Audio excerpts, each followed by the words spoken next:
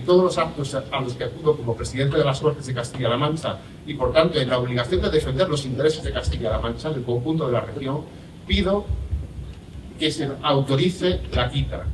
Entiendo que si el Gobierno de España le va a condonar parte de la deuda a las comunidades autónomas es porque está asumiendo que esa deuda procede de la infrafinanciación, de que ha pagado menos de lo que necesitaban las comunidades autónomas para prestar servicios públicos. Quizá en otros territorios han derrochado ese dinero, no lo sé, pero desde aquí, desde mi posición de presidente, sé que aquí el dinero lo estamos utilizando para llegar a las zonas más despobladas, a las zonas más necesitadas, y por eso es importante que se apruebe la quita. Y de la misma manera que critico a aquellos que votan en contra de la quita porque perjudica a esta tierra, a nosotros, también critico a los que son de mi propio partido que quieren hacer una financiación singular que me parece injusta. Por eso vamos a oponernos por tierra, mar y aire a que se apruebe cualquier fenómeno que a quienes tienen más les devuelvan este más que tienen.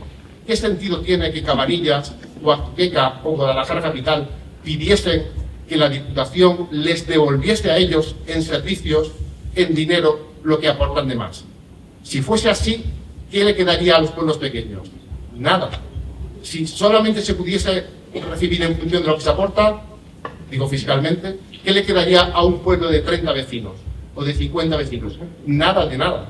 Es una injusticia y evidentemente nos oponemos a ello. Realmente cada uno tiene que aportar en función de su capacidad y cada uno tiene que recibir en función de su necesidad y de su contexto. Hay una frase del dramaturgo francés Victor Hugo que decía que la primera igualdad es la equidad. La equidad tiene que ver con el contexto de cada uno, con las necesidades que tiene cada uno. Y aquí las cosas son más caras que en Madrid, que en Barcelona o que en Sevilla. Pero es que son justas, son los servicios y los derechos que demandamos. Por eso vamos a hacer todo lo posible por ayudarnos todos, las asociaciones, los alcaldes, los representantes institucionales, la Iglesia, en su labor social tan importante, también los partidos políticos, porque tenemos que conseguir avanzar. Hace años la provincia de Guadalajara, también el señor de Molina, lamentaba con melancolía, con pesimismo, que las cosas iban mal, que se nos dejaba atrás, que no se pensaba en nosotros.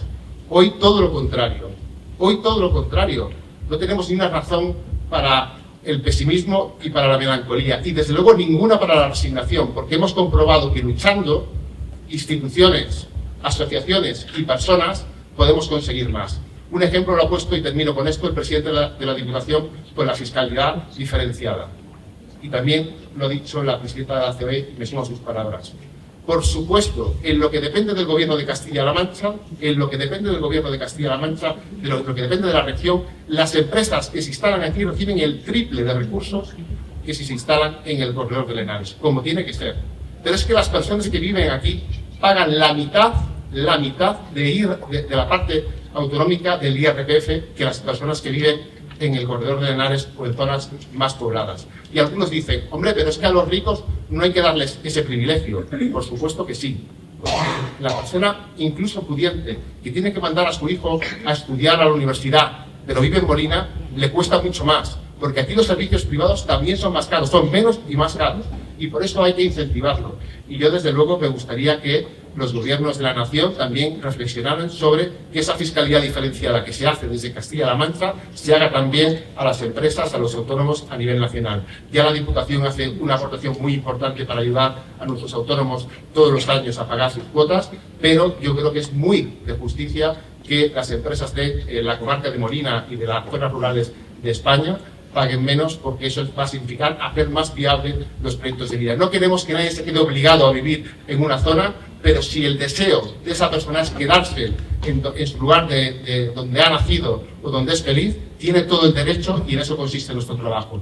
Os pido colaboración, creo que la vamos a tener, me siento muy orgulloso. Yo no soy, desgraciadamente para mí, molinés, pero yo me siento de aquí porque uno es de donde vive la gente a la que quiere. Yo tengo mucha gente a la que quiero que vive en el señorío de Molina, y además es que este es mi lugar, y no lo digo ahora por oportunismo, sino que en una entrevista de hace más de 10 años me preguntaron cuál es el lugar preferido de Pablo Bellido y dije, Molina de Aragón.